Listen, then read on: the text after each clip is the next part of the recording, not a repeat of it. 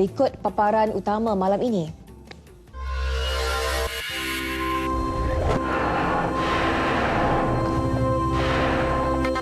Pengasingan troli dan kaunter bagi produk halal dan tidak halal mulai tahun depan.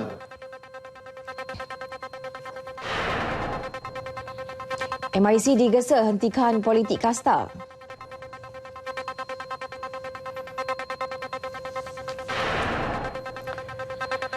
Bilik operasi dibuka, jawab persoalan TPPA.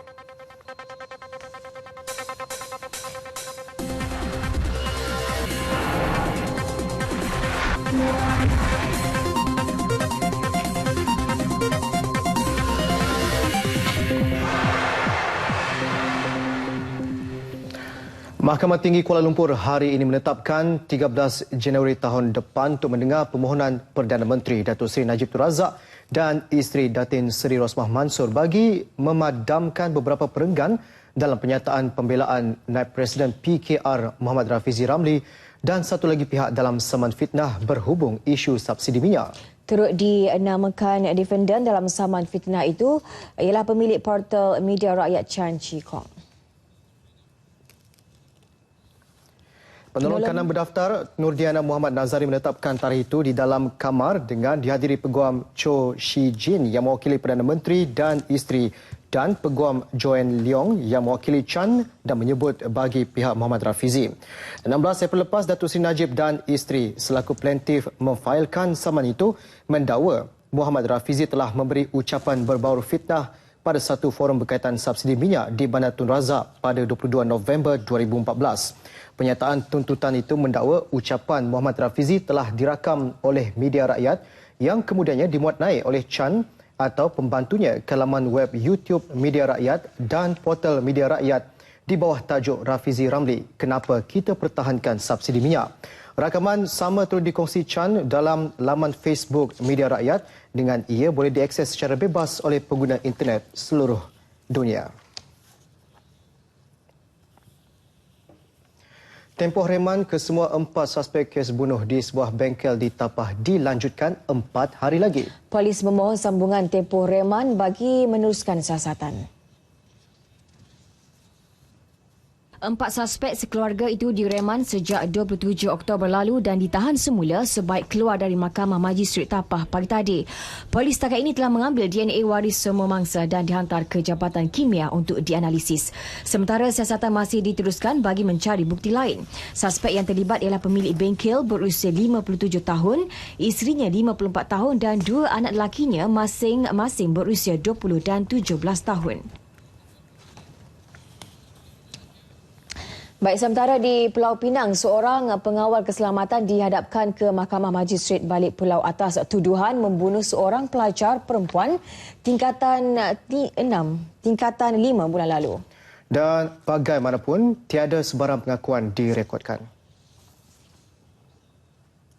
Mengikut pertuduhan, Tarmizi Yaakob 20 tahun didakwa dengan niat untuk membunuh Intan Suraya Mawardi 17 tahun di Blok 518 Flat Bandar Baru Perda, Teluk Kumbar bayan lepas antara pukul 7.30 pagi hingga 7.30 malam 25 Oktober lalu. Tertuduh didakwa mengikut Seksyen 302 Kanun Keseksaan. Kes dikendalikan Timbalan Pendakwa Raya Syafiq Mahadi manakala tertuduh tidak diwakili peguam. Mayat mangsa ditemui dengan kesan kelar pada leher dan dipercayai dirogol sebelum dibunuh. Mangsa merupakan pelajar Sekolah Menengah Kebangsaan Teluk Kumbar yang sepatutnya menduduki SPM tahun ini. Lagi tentang kes bunuh seorang perunding jualan kereta didakwa di Mahkamah Session Ampang atas tuduhan menyebabkan kematian teman wanitanya yang terjatuh di lereng Bukit Permai Ampang minggu lalu. Syaminder Singh Christy Anthony, 35 tahun, bagaimanapun mengaku tidak bersalah. Tertuduh didakwa menyebabkan kematian Jaspal Kaur Balbir Singh, 28 tahun di Jalan Bukit Permai, Taman Bukit Permai Ampang pukul 12.15 malam 30 Oktober. Pendakwaan dibuat mengikut Seksyen 304-B Kanun Keseksaan yang membawa hukuman penjara maksimum 10 tahun atau denda atau kedua-duanya jika sabit kesalahan. Hakim tidak membenarkan tertuduh diikat jamin selepas membenarkan permohonan pihak pendakwaan. 7 Disember ditetapkan untuk sebutan semula kes. Media sebelum ini melaporkan seorang wanita maut akibat terjatuh dari lereng bukit itu selepas dipercayai bergaduh dan ditampar teman lelakinya. Hasil siasatan polis kemudian mendapati mangsa terjatuh dari ketinggian 26 meter. Sepasukan pegawai polis hari ini mengambil keterangan bekas Perdana Menteri Tun Dr. Mahathir Mohamad berhubung dakwaan beliau membuat kenyataan berunsur fitnah. Mereka berjumpa Tun Dr. Mahathir selama 45 minit mulai 11 pagi di pejabat beliau di Yayasan Al-Bukhari. Antara yang ditanya tentang kenyataan yang dibuatnya sebelum ini, termasuk yang dikeluarkan semasa Perhimpunan Bersih 4 Ogos lepas. Muhammad Hanif Katri Abdullah yang mengetuai pasukan peguam bekas Perdana Menteri itu berkata, 3 pegawai polis daripada Bukit Aman mengambil keterangan bekas Perdana Menteri itu. Teks akhir Perjanjian Perkongsian Trans-Pasifik TPPA yang dikeluarkan semalam dilihat lebih memihak kepada Malaysia. Menurut Pengarah Eksekutif Institut Kajian Ekonomi Malaysia, MIA, Dr. Zakaria Abdul Rashid, segala isu yang menjadi kebimbangan Malaysia telah berjaya diselesaikan dan dipersetujui oleh kesemua negara-negara terlibat. Antaranya hak kedaulatan negara dan hak mengawal selia kepentingan awam di Malaysia. Selain bab pemerolehan kerajaan yang memperuntukkan 30% bagi kontraktor Bumi Putra dalam perkhidmatan pembinaan yang terbuka kepada anggota TPP. Jadi FTA seperti ini tentunya akan memberi peluang kepada kita meneruskan program transformasi dan program reform, structural reform yang kita laksanakan ini. Kali ini program transformasi dan structural reform yang kita akan buat ini lebih terarah kepada syarat-syarat yang dikenakan dalam TPPA ini. Selain itu, di bawah bab 8 halangan teknikal dan perdagangan, teks akhir itu menyatakan persetujuan memudahkan syarikat-syarikat negara anggota mengakses pasaran TPPA. Ia dengan memastikan peraturan teknikal dan standard tidak akan mewujudkan halangan tidak perlu ke atas perdagangan. Langkah ini katanya tentu memberi manfaat besar kepada pengekspor tempatan dari segi kelebihan kompetitif serta akses pasaran baru. Sekarang kita ada pasaran baru. Memang adalah lebih baik kalau kita dapat mempelbagaikan pasaran kita. Kerana kalau kita menyempitkan ekspor kita kepada pasaran tertentu saja, kalau apa-apa berlaku pada pasaran ini, kita akan mengalami masalah. Tapi kalau kita dapat meluaskan pasaran kita, tentunya kita dapat mengurangkan risiko kepada ekonomi kita. Ditanya sama ada wajar bagi Malaysia menangguhkan penyertaan dalam TPPA, beliau berkata ini akan merugikan negara kerana Malaysia telah terlibat dengan rundingan ini sejak awal lagi. Justru ia membolehkan Malaysia mencorak perjanjian perdagangan bebas serantau ini bersama 11 negara-negara yang lain. Malaysia juga katanya boleh menarik diri daripada TPPA pada bila-bila masa selepas menyertai perjanjian ini tanpa sebarang syarat. Selang beberapa jam selepas teks akhir TPPA didedahkan, Kementerian Perdagangan Antarabangsa dan Industri BT mengumumkan penubuhan bilik operasi TPPA. Menterinya Datuk Seri Muzaffar Mohamad berkata keutamaan MITI ketika ini adalah menjawab setiap persoalan mengenai perjanjian itu. Banyak engagement, kita sudah tubuhkan satu ops room dan kita sudah mula menjawab soalan-soalan dan kita harap dapat menjawab, bukan kalaupun tidak kita tak mampu nak jawab semua sekali satu persatu, tapi kita ikut tajuk-tajuk lah, umpamanya antara isu utama harga ubat, umpamanya maka kita akan menjawab hari ini tentang harga ubat. Jadi kita ada satu ops room dan mereka akan bertugas setiap hari dan itulah prioriti kita untuk menjawab persoalan-persoalan yang dibangkitkan. Beliau yakin kefahaman masyarakat mengenai faedah menyertai perjanjian perdagangan bebas serantau ini semakin baik susulan pendedahan teks akhir tersebut semalam. Teks akhir TPPA boleh dibaca dan dimuat turun di laman web MITI untuk tempoh 3 bulan.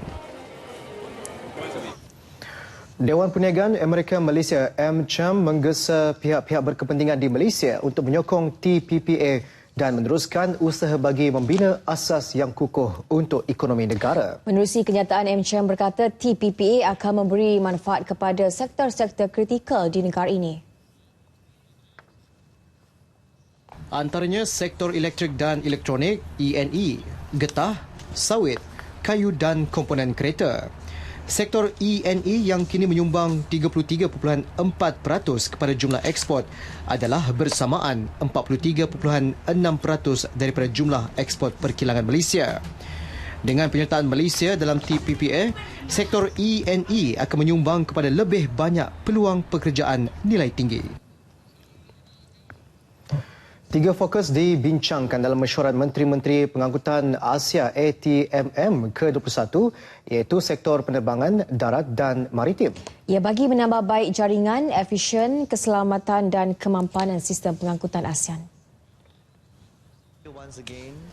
Bagi sektor penerbangan, negara anggota ASEAN akan mempertingkatkan lagi pasaran Asia Single Aviation. And we will further strengthen the agreement so that all ASEAN state members will rectify the protocol. We have actually signed the agreement, and we have signed earlier, and we have to rectify the protocol by end of this year. So we hope all ASEAN member states will follow the timeline. Bagi sektor darat pula, negara anggota ASEAN bersetuju untuk mengurangkan kemalangan maut sebanyak 5% menjelang 2020. Sektor maritim memperincikan cadangan membina koridor pelayaran pada akhir tahun 2019 termasuk menambah jumlah pelabuhan iaitu sebanyak 47 pelabuhan. Selain merumuskan kerjasama lebih erat dalam sektor pengangkutan, ATMM berikrar memelihara hubungan antara sektor demi pertumbuhan serantau. Ini termasuk mempertingkat kerjasama dengan rakan dialog ASEAN yang akan menyalurkan bantuan teknikal. Rakan dialog ASEAN juga akan terus menyalurkan bantuan teknikal, antaranya China. Selain kerjasama dalam bidang penerbangan, latihan strategi maritim ASEAN-China juga diyakini mampu meningkatkan keupayaan sektor maritim ASEAN dan China. Turut diiktiraf kemajuan besar dalam kerjasama pengangkutan di bawah perkongsian pengangkutan ASEAN-Jepun malah telah mencadangkan mesyuarat ketiga kumpulan ASEAN-Jepun dalam perkhidmatan udara wilayah pada Mac tahun depan. Pelibatan Republik Korea pula lebih spesifik kepada kerjasama pelan damai yang berkaitan dengan pembangunan sumber manusia yang telah disambut positif Menteri Pengangkutan ASEAN. Kerjasama termasuk projek kereta api yang menghubungkan Vietnam dan Laos. Speaker Dun Perak, Datuk Seri SK Devamani dipilih sebagai timbalan Presiden MIC yang baru. Sementara bekas Ketua Pemuda MIC, Datuk T. Mohan dan Datuk SA Vigneswaran dan bekas Bendahari Agong Datuk Jaspal Singh menang jawatan naib Presiden pada pemilihan semula MIC hari ini. Proses pemilihan melibatkan 1,389 perwakilan seluruh negara. Keputusan diumumkan Presiden MIC, Datuk Seri Dr. S. Subramaniam pada Perhimpunan Agung Tahunan MIC ke-67 yang berlangsung serentak di Taman Expo Pertanian Malaysia MIPS selepas hampir 2 jam pengiraan undi. The 3 winners for the Vice President, I'm not going to mention the votes, but the winners are very clear cut, so I'm mentioning the winners. The winners are Dato' T. Mohan,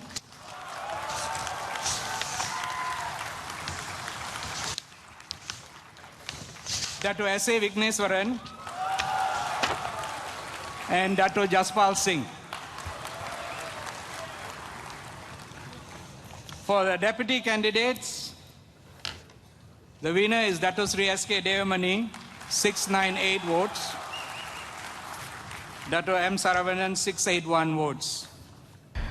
Datuk T. Mohan memperolehi 1,139 undi, diikuti oleh Datuk S.A. Vigneswaran 1,138 dan Datuk Jaspal Singh 1,050 undi. Calon yang gagal dalam persaingan itu ialah Ketua Penerangan MIC, Datuk V.S. Morgan. Timbalan Menteri Pendidikan P. Kamaluddin mengekalkan jawatan sebagai anggota Jawatan Kuasa Kerja Pusat CWC dengan 1,249 undi. Sementara anak lelaki bekas Presiden MIC Datuk Seri Esami Velo, Datuk Vel Pari, antara muka baru dalam CWC dengan memperoleh 965 undi. Perdana Menteri Datuk Seri Najib Tun Razak meminta MIC menghentikan kasta politik ataupun politik berpasukan. Sebaliknya, mengamalkan politik untuk semua kaum termasuk bekerjasama dengan pemimpin yang kalah dalam pemilihan. Perubahan dalam MIC juga ujar Perdana Menteri bukan sekadar peralihan pucuk pimpinan. Sebaliknya mendengar keseluruhan kehendak masyarakat India bagi memenangi pilihan raya umum akan datang. So that's why MIC tak boleh amalkan kasta politik anymore. MIC must be a party that belongs to all Malaysian Indians. Dan kita recognize Malaysian Indians are important to the country. I have the same dream, Subra. I also dream of a great nation for Malaysia. As Prime Minister, I want to bring Malaysia to greater heights. And I want the Malaysian Indians to be part of this process. We're moving forward together. Kita ini boleh melakukan perubahan yang besar pada negara kita sebab kita ada kekuatan. I believe diversity is a source of strength for Malaysia. Berucap pada Perhimpunan Agung MIC ke-67 di Maib Serdang, Perdana Menteri mengucapkan tahniah kepada MIC kerana berjaya melangsungkan pemilihan dalam suasana yang tenteram dan teratur sehingga keputusan pemilihan diterima tanpa sebarang pertikaian. Beliau berharap perubahan ini menjadikan MIC lebih kuat bagi membantu BN memenangi pilihan raya nanti. Kita mempunyai matlamat yang mana matlamat yang paling penting ialah untuk kita memenangi dalam pilihan raya umum yang diadakan. Kita menang, kita nak menang kerana apa? Bukan kerana kuasa itu sebagai matlamat kesudahannya, tapi kuasa itu perlu kalau kita nak mengubah destiny community kita, destiny kumpulan etnik kita, destiny rakyat Malaysia dan negara pada keseluruhannya. Tanpa kuasa politik, tak mungkin kita dapat melakukan perubahan. Sementara itu, Presiden MIC Datuk Seri Dr. S. Subramaniam menolak politik kasta dalam MIC dan menyifatkan ia hanya dibangkitkan pemimpin tertentu semata-mata untuk meraih undi. Keputusan pemilihan hari ini bukti daya politik kasta ditolak para perwakilan MIC. Tapi kita secara prinsip, saya memang menolak budaya itu dengan penuh, dan saya telah di dalam banyak ucapan kepada pemimpin parti telah menjelaskan pendirian saya di dalam perkara itu. Sempena perayaan Deepavali, semua kelas kenderaan yang masuk ke Pulau Pinang dari Tanah Besar melalui Jambatan Sultan Abdul Halim Muazzam Shah akan menikmati diskaun tol sebanyak 20%. Kadar diskaun itu bermula pada tengah malam hingga 11.59 malam 10 November ini. Menurut Pengarah Urusan Jambatan Kedua Sedang Berhad Datuk Dr. Ismail Muhammad Taib, diskaun ini akan dinikmati oleh kenderaan yang memasuki Jambatan Sultan Abdul Halim Muazzam Shah melalui Plaza A di Plaza Tol Bandar Kasia atau Plaza Tol J. Shah. Sehingga Oktober tahun ini, lebih 3.8 juta kenderaan telah menggunakan jambatan itu dengan purata kenderaan yang menggunakan jambatan setiap hari kekal 12,000. Jumlah ini dijangka meningkat sekurang-kurangnya 20% menjelang suku pertama 2016 apabila lebuh raya bertingkat bayan lepas di Batu Kawan Siap. Sempena musim perayaan Deepavali, peniaga di Kelantan diminta tidak mengambil kesempatan menaikkan harga barang. Pengguna pula dinasihatkan menyalur maklumat sekiranya ada peniaga yang berbuat demikian. Pemantauan dan operasi pemeriksaan di seluruh pasaraya atau kedai-kedai akan digerakkan. KP DNKK Kelantan tidak teragak-agak mengambil tindakan terhadap mana-mana peniaga yang gagal mematuhi skim harga bagi 18 jenis barangan kawalan. Kepada peniaga-peniaga ni mengikuti harga siling yang telah ditetapkan oleh kerajaan. Saya mengambil contoh di sini, andai kata pekedai-pekedai tersebut menjual telur ayam, katakanlah menjual daging kambing, walaupun dia tidak publish bahawa dia ni menyertai Deepavali, tapi harga dia kena follow. Jangan kita tengok jual telur di pasaraya mini harga lain, tak, semua termasuk dalam skim kawalan harga ni, kita tidak kira. Beliau berkata demikian selepas majlis pelancaran skim kawalan harga musim perayaan Deepavali di Kota Baru. Langkah pengasingan troli dan kaunter bagi produk halal dan tidak halal di semua pasaraya seluruh negara sedang diteliti. Kementerian Perdagangan Dalam Negeri, Koperasi dan Kepenggunaan KP DNKK akan melakukan kajian dan berbincang dengan pengusaha pasaraya dalam masa terdekat. Sebagai perintis, pasaraya NSK akan melaksanakannya mulai Januari depan. Troli dan kaunter untuk barangan halal dan tidak halal dibezakan dengan 2 warna. Besok bila dia dah bersetuju, yang lain pun kita akan buat satu regulation supaya semua rakyat masuk di hypermarket, supermarket, dia tahu kalau troli color tu produk yang tak halal digunakan. Jadi tak confuse rakyat yang ada dalam negara kita. I think that's the best way for us to actually identify, nak menentukan ada separation between halal and non-halal products. Beliau menyatakannya ketika melawat pasaraya NSK Kuchai Lama bersempena kempen penurunan harga KPH. KPH yang dilancarkan serentak seluruh negara pada 1 Mac lalu merupakan salah satu inisiatif KP DNKK dalam usaha meringankan kos sara hidup rakyat. 230 tan barangan kitar semula berjaya dikumpul hasil penguatkuasaan langkah pengasingan sisa pepejal bermula 1 September lalu. Rekod kutipan itu bagi ke-7 negeri yang melaksanakannya iaitu Johor, Melaka, Negeri Sembilan, Kedah, Perlis, Pahang termasuk Kuala Lumpur. Pengarah SW Corp Melaka Ismail Muhammad mengakui peningkatan kutipan itu sekaligus mengurangkan penjanaan sisa pepejal di kawasan pelupusan sampah. Kita dapat mengurangkan penghantaran barang-barang sampah ni ke tapak pelupusan lebih kurang 40% kita boleh kurangkan.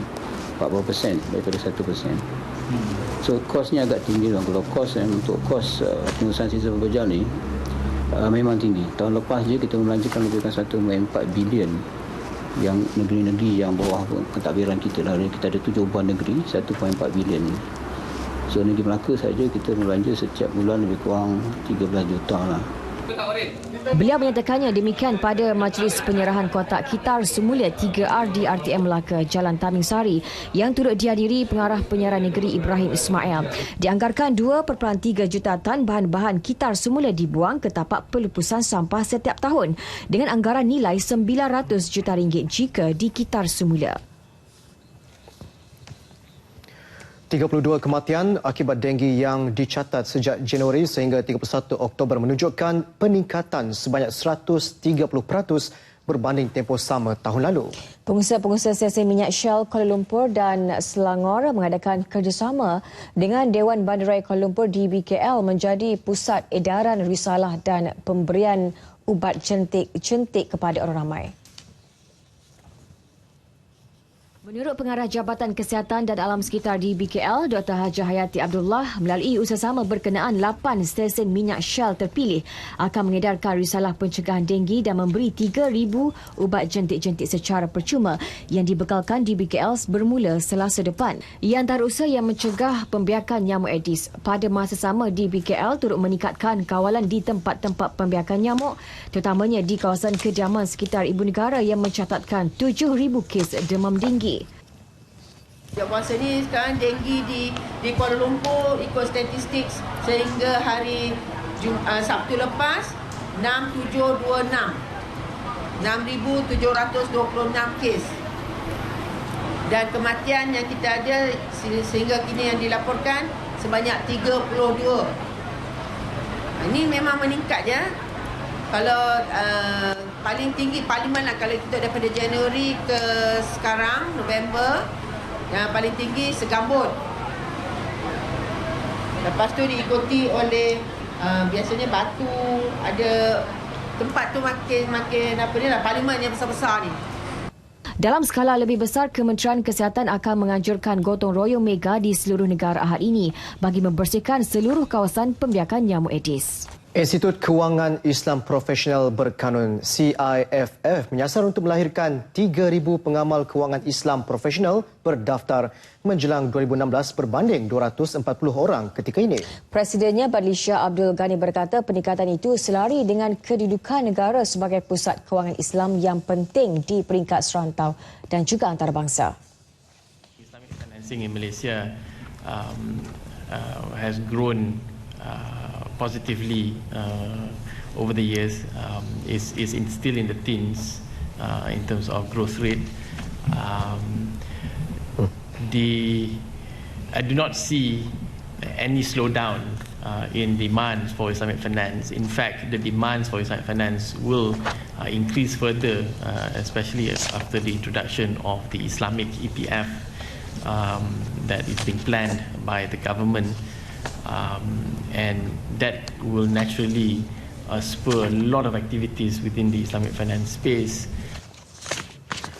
Beliau bercakap pada sidang media sempena pelancaran rasmi CIFF sebagai badan profesional yang bertanggungjawab menetapkan standard kualiti global untuk pengamal kewangan Islam profesional. Pelancaran dirasmikan Timbalan Gubernur Bank Negara, Datuk Muhammad Ibrahim. Pada majlis sama, CIFF dan penggiat utama industri termasuk Persatuan Institusi Perbankan Islam Malaysia, Persatuan Takaful Malaysia dan Persatuan Perbankan Pelaburan Malaysia turut menandatangani piagam profesional kewangan Islam. Piagam ini sebagai komitmen mengukuhkan pembangunan tenaga mahir dalam kewangan Islam. Rayani Air Sdn Bhd melabur RM50 juta bagi menjalankan operasi perkhidmatan pesawat penumpang dan kargonya. Ia dengan menawarkan pesawat Boeing 737-400 yang berpangkalan di Langkawi. Menurut pengarah urusan Rayani Air, Ravi Algandran, pihaknya merancang untuk memulakan operasi pada penghujung bulan ini. Fasa pertama penerbangan ke Kota Baru, KLIA 2, Kuching dan Kota Kinabalu. Fasa kedua pula akan mengambil dalam tempoh 1 hingga 2 tahun dengan tambahan destinasi domestik dan serantau. Pada permulaan ini kami dengan 2 pesawat, kami akan beroperasi domestik, iaitu Langkawi ke KL, KL ke KB, KB ke Langkawi, Phase 1, Phase 2, KL, KK, KL Kuching dengan 2 buah pesawat. Dan dalam jangka masa bulan 4, kami akan tambah lagi 2 pesawat. Tambah beliau, syarikat penerbangannya menawarkan penerbangan berasaskan pematuhan syariah yang pertama di negara ini dengan mewajibkan anak-anak kapal wanita beragama Islam berhijab. Polisi tanpa alkohol turut diamalkan dalam penyediaan makanan dan minuman yang disajikan di dalam pesawat. Majlis pelancaran Rayani Air disempurnakan Exko Pelancongan Negeri Kedah Datuk Muhammad Rawi Abdul Hamid di lapangan terbang antarabangsa Langkawi. Jelas Datuk Muhammad Rawi langkah itu mampu merancangkan industri pelancongan tempatan, apatah lagi dalam persediaan menyambut Kedah Discover 2016. Lumut City Centre LCC bakal menjadi mercu tanda baharu bagi Bandar Lumut di Perak yang mampu menarik lebih ramai pelancong dalam dan luar negara. Projek mega itu di kawasan seluas 13,118 meter persegi itu melibatkan pelaburan lebih RM245 juta. LCC merupakan inisiatif pihak swasta melibatkan pembinaan 3 bangunan 18 tingkat terdiri daripada apartmen dan sebuah hotel.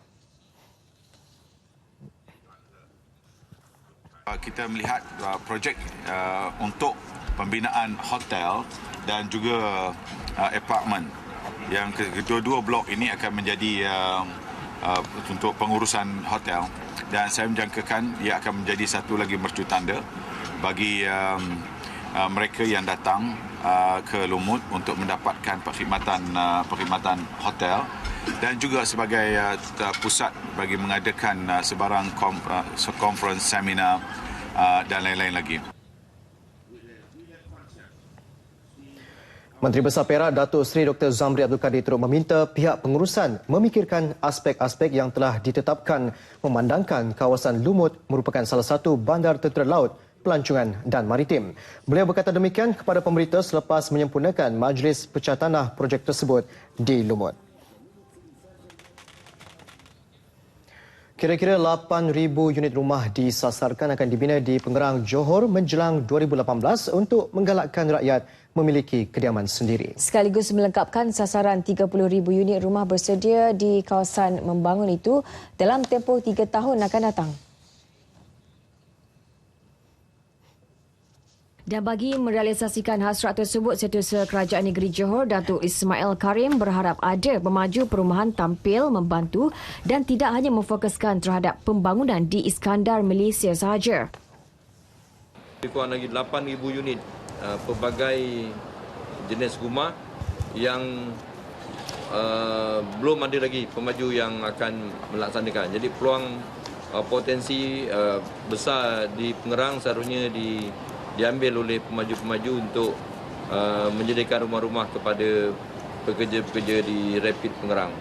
Datuk Ismail sebelum itu merasmikan Expo Hartanah Malaysia MAPEX Johor 2015 anjuran Persatuan Pemaju Hartanah dan Perumahan Malaysia REHDA di Johor Bahru. Expo selama 3 hari ini menghimpunkan kira-kira 35 pemaju perumahan dengan tawaran 19,000 unit rumah pelbagai kategori. Hutan Lipur Gunung Pulai Johor tidak pernah dibuka untuk pengunjung sejak kejadian tanah runtuh lebih 10 tahun lalu. Walaupun menjadi tempat larangan, masih ramai pengunjung yang menceroboh ke tempat itu. Pengerusi Jawatankuasa Kesihatan dan Alam Sekitar Negeri, Datuk Ayub Rahmat berkata, pakar perunding yang dilantik sedang membuat kajian terhadap kestabilan tanah untuk diserahkan kepada kerajaan negeri sebelum keputusan lanjut diambil. Selain struktur tanahnya, arahan keras juga dikeluarkan sejak September lalu setelah mendapati kawasan itu dicemari bakteria leptospirosis atau kencing tikus. Maka kita nasihatkan kepada pegawai daerah Pulai untuk memaklumkan bahawa memasang-pasang tanda dan sebagainya dan juga menghalang, walaupun telah lama ditutup, menghalang kemasukan mereka ini daripada masuk ke kawasan Gunung Pulai tersebut. Dan kita akan melakukan sekali lagi pengambilan sampel pada bulan Disember dan kita tengok dari segi sampel air tersebut sama ada masih lagi tercemar atau tidak. Kawasan itu juga masih dikunjungi ramai orang pada hujung minggu dan untuk itu pihak berkuasa digesa memasang lebih banyak papan tanda amaran. Seorang diperiksa dalam ops gasak yang diterajui kawasan keselamatan khas Pantai Timur Sabah Eskom di sekitar pinggiran Bandar Lahad Datuk. Menurut Komander Eskom, Datuk Abdul Rashid Rahul, operasi selama 6 jam bermula 3 pagi itu disertai 472 orang daripada pelbagai agensi termasuk polis dan Jabatan Imigresen. Selepas tapisan dibuat, 193 orang dipercayai pendatang asing tanpa izin parti ditahan. Kesemua mereka ditahan di 2 kawasan perkampungan di Kampung Sabah Baru dan Ipil yang terletak kira-kira 6 km dari pusat Bandar Lahad Datuk. Ops gasak adalah sebahagian daripada usaha berterusan Eskom membersihkan negeri ini, khususnya di Zon Selamat Timur Sabah Zon daripada parti.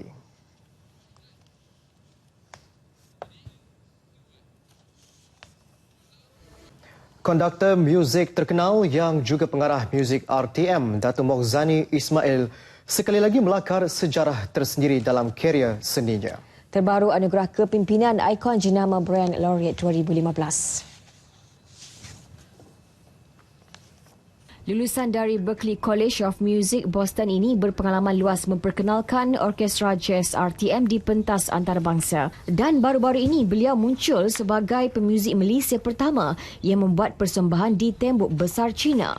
Anak jati Perlis ini juga dinobatkan sebagai pemuzik pertama tanah air yang menjadi duta produk antarabangsa piano Jerman Hexspiel. Saya rasa puas kerana di saat saya meniti jalanan kerjaya saya ada satu pengiktirafan yang diberikan, dan inilah bukan untuk diri saya lah, kerana saya bermula daripada RTM dan saya rasa RTM banyak melonjakkan nama saya, dan juga mungkin juga saya menjadi duta kepada piano Hexspiel di peringkat antarabangsa. Mungkin mereka melihat ini satu kejayaan yang jarang-jarang diperolehi oleh orang Malaysia. Beliau dianugerahkan dengan sijil, plak dan trofi emas 24 karat oleh Presiden Asia Pacific Brands Foundation APBF, Dr. KK Johan. 38 pemimpin korporat utama Malaysia, pemilik jenama dan personaliti terkemuka menerima anugerah The Brand Laureate yang terbahagi kepada 6 kategori: ikon legenda, ikon klasik, ikon berwawasan, ikon perniagaan, ikon korporat dan ikon selebriti. Anugerah Brand Laureate mengiktiraf pencapaian bertaraf dunia dalam penjenamaan dalam kalangan individu dan syarikat. Panglima Angkatan Tentera Jeneral Tan Sri Zulkifli Mahmad Zain, Ketua Pegawai Eksekutif AirAsia Berhad Tan Sri Tony Fernandez, Chef Antarabangsa Datuk Rizwan Ismail serta ahli muzik dan komposer Datuk Oi Eugene merupakan antara pemenang anugerah kepimpinan ikon jenama ini.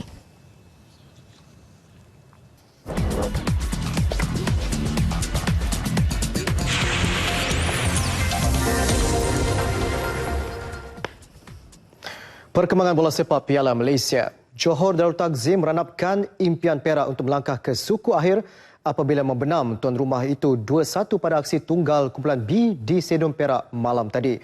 Kemenangan membolehkan skuad Harimau Selatan mengumpul 15 mata maksimum selepas 5 perlawanan. Biarpun Perak lebih garang di laman sendiri dengan menjaringkan gol pembukaan minit ke-29 menerusi penyerang import dari Brazil, Charles Chad Souza, kecerahan bos Gaurus terhenti apabila Muhammad Amri Yahya menyamakan kedudukan untuk JDT pada minit ke-33.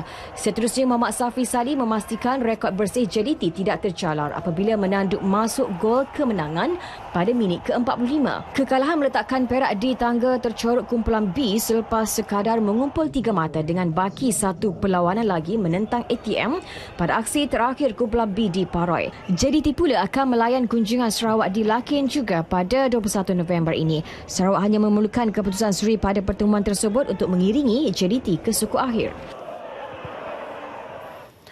Pemain badminton perseorangan negara Chong Wei Feng akui peluang untuk layak ke tamasya Olimpik sangat tipis. Namun, pemain berusia 28 tahun itu optimis ruang masih ada buatnya untuk ke Rio. Chong Wei Feng yang kini berada di ranking ke-34 dunia melihat agak sukar untuk dirinya layak ke tamasya Olimpik Rio berdasarkan prestasi terkininya. Sekarang nampak memang makin lama makin susah lah, makin susah. Tapi chances tu slim lah tapi masih ada lah. Tahun ni ada 2 lagi, last 2 lah, Hong Kong dengan Macau. And then next year saya belum kira dalam. Tengoklah nanti kalau ranking tak cukup mungkin akan pergi banyak lagi tournament. Buat masa ini, secara tidak rasmi, hanya Datuk Lee Chong Wei layak untuk beraksi di Olimpik berdasarkan ranking terbarunya. Untuk rekod, hanya 16 pemain terbaik dunia layak untuk beraksi di tamasya dunia itu. Namun, masih ada peluang bagi Wei Feng untuk memperbaiki rankingnya sebelum 1 Mei 2016. Untuk tahun ini, ada baki 2 lagi kejohanan yang perlu ditempuhi pemain berasal dari Kedah itu. Wei Feng ditemui ketika sidang media memperkenalkan penaja Kepong BC di Liga Purple iaitu Panasonic dan Max. Bagi aksi Liga 2015-2016, Kepong BC meletakkan sasaran untuk muncul 3 pasukan terbaik. Antara pemain utama Kepong BC termasuk Chong Wei Feng, Ti Jingyi serta Wei Nan dan Sai Chia Shin, masing-masing dari Hong Kong dan Taiwan. Perlawanan pusingan kelayakan kumpulan A Piala Dunia 2018 Piala Asia 2019 antara Malaysia dengan Palestin akan diadakan di Amman, Jordan. Persatuan Bola Sepak Palestin PFA mengesahkan Jordan sebagai venue tuan rumah bagi 2 perlawanan menentang Malaysia dan Arab Saudi. Jordan dipilih selepas Biro Kecemasan FIFA yang dipengerusikan Presiden Konfederasi Bola Sepak Asia AFC Sheikh Salman Ibrahim Al Khalifa memutuskan Hebron yang menjadi gelanggang kedua-dua perlawanan tersebut tidak selamat. Presiden PFA Jibril Rajab dalam kenyataan di laman sosial menyatakan Jordan sudah bersetuju kedua-dua perlawanan itu diadakan di Stadium King Hussein Sport City Amman. Perlawanan menentang Malaysia akan berlangsung seperti dijadualkan 12 November ini. Manakala pertemuan dengan Arab Saudi ditetapkan pada 9 November. Arab Saudi sebelum ini enggan pergi ke tebing barat yang diduduki Israel untuk perlawanan timbal balik menentang Palestin dan meminta supaya perlawanan diadakan di gelanggang berkecuali. Persatuan Bola Sepak Malaysia FAM turut menghantar surat rayuan sebanyak 3 kali kepada FIFA meminta perlawanan tersebut diadakan di gelanggang berkecuali. Sementara itu, kedudukan Malaysia dalam ranking FIFA bagi November kekal pada posisi ke-171 dunia walaupun skuad Harimau Malaya melakar 2 kemenangan 3-1 ke atas Laos dan mengalahkan Timor Leste 1-0 bulan lepas. Dalam pada itu, 6 pemain tonggak terpaksa diketepikan pengendali sementara Harimau Malaya Dato' Ong Kim Swee menjelang pertemuan dengan Palestin 12 November ini di Amman, Jordan. Senarai terbaru, 23 pemain yang dikeluarkan petang tadi menyaksikan Kim Swee terpaksa melakukan perubahan berikutan kecederaan yang dialami pemain utama khasnya di bahagian tengah dan pertahanan. 6 pemain yang digugurkan termasuklah pemain pertahanan Zubir Azmi dan Hafiz Kamal serta 2 wakil Johor Darul Takzim S. Kunalan dan Gary Stephen Robert. Manakala Badrul Bakhtiar pula akan melangsungkan perkahwinan sementara Azamuddin Akil baru menyambut cahaya mata. Mengulas mengenai perubahan tersebut, Kim Swee mengakui ia satu cabaran dan yakin dengan senarai baru yang dikeluarkan mampu meneruskan permainan konsisten yang dipamerkan sebelum ini. Melakukan perubahan di mana Kunalan saat-saat akhir semalam mengalami kecederaan digantikan dengan Azrif. Jadi 6 pemain ini amat penting, termasuk juga yang tak bersama kita di mana mereka harus bersiap sedia selepas kita kembali jika berlaku sebarang kecederaan. Tambah Kim Swee, beliau berharap 6 pemain yang dipanggil ini dapat fokus dan memberi persembahan terbaik andai diturunkan kelab. Dalam pada itu, Kim Swee terus menarik nafas lega. Persatuan Bola Sepak Palestin PFA memutuskan Jordan sebagai venue tuan rumah pada perlawanan 12 November ini. Setelah kita membuat rayuan kali kedua termasuk pasukan Saudi, mereka dah mencapai satu keputusan di mana bermain di venue neutral dan ini amat penting di mana sebelum ini keadaan tidak menentu dan sekarang kita tahu kita bermain di Amman dan kita boleh bersedia dengan lebih awal dan lebih fokus sebelum kita bermain dengan Palestin.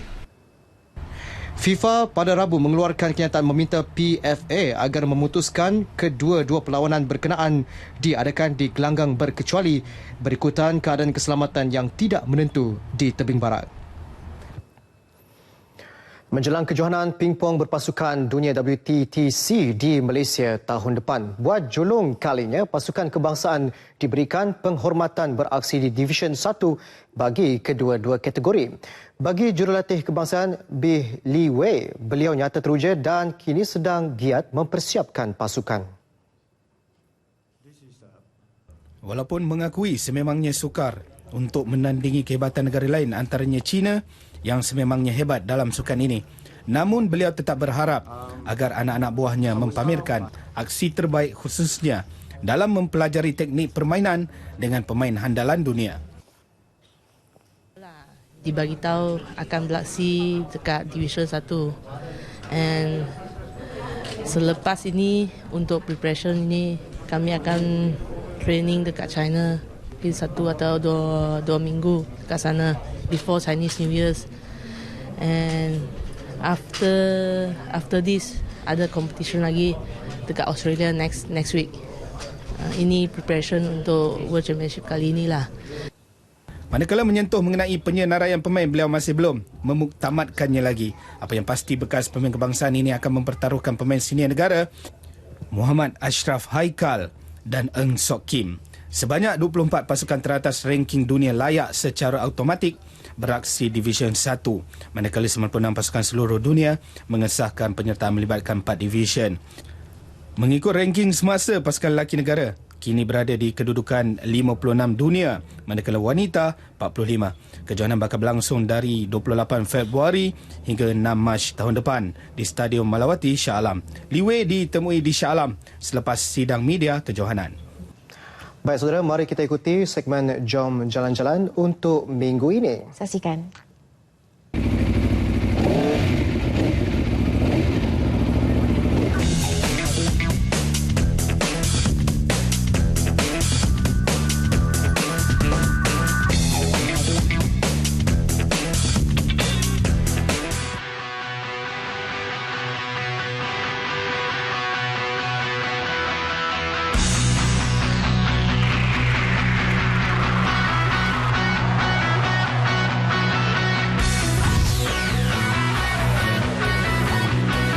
Saudara, Jom Jalan-Jalan minggu ini membawakan anda ke satu destinasi bersama saya dan Urban Riders di mana anda akan menyaksikan kami ke satu lokasi gua ke dalam gua. Saksikan. Berkunjung ke Taman Warisan Gua Kota Gelangi di Jerantut Pahang membuat kami berasa kagum dan berasa diri ini amat kerdil pada Maha Pencipta. Kewujudan strukturnya yang unik dan sejarahnya tidak terjangka di akal, namun ia adalah bukti kehebatan Sang Pencipta. Terdapat banyak gua dalam kawasan Gua Kota Gelangi ini. Kami sempat meninjau salah satu dari ratusan gua di sini, iaitu Gua Tongkat. Kalau dilihat dengan teliti, kebanyakan batuan semula jadi ini berbentuk haiwan seperti gajah, monyet dan buaya. Mengikut cerita masyarakat setempat, gua ini adalah sebuah pelabuhan zaman dahulu kala. Kalau anda nak tahu, struktur utama yang membentuk gua ini menyerupai sebuah kapal. Selesai sudah saya bersama Urban Riders melihat sendiri mitos-mitos yang berada di dalam Gua Kota Gelangi, dan pastinya saya tidak kesorangan minggu ini, saya bersama pengacara anda Zarul. Gua Kota Gelangi mempunyai 179 gua yang berada di sekitar kawasannya dan sudah semestinya menjanjikan pemandangan yang cantik dari segi flora dan juga faunanya. Dan apa yang menarik, 1001 cerita di sebalik sejarah kewujudannya. Fakta, mitos yang masih belum terungkai. Apa yang kami boleh simpulkan di sini? Kami memang tidak terjangka negara mempunyai keindahan dan khazanah yang unik untuk kita terokai bersama.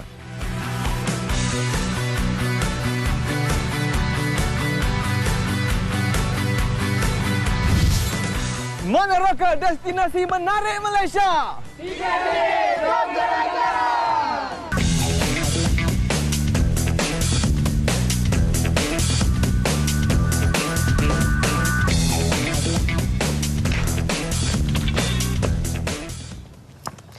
Baik, Nasional 8 berakhir di sini. Sekali lagi kami kongsikan kemeriahan Festival Kimchi yang berlangsung di Seoul, Korea Selatan. 25 tan kimchi dihasilkan oleh lebih 2,000 peserta termasuk pelancong asing. Dengan itu, Assalamualaikum. Dan salam sehati sejiwa.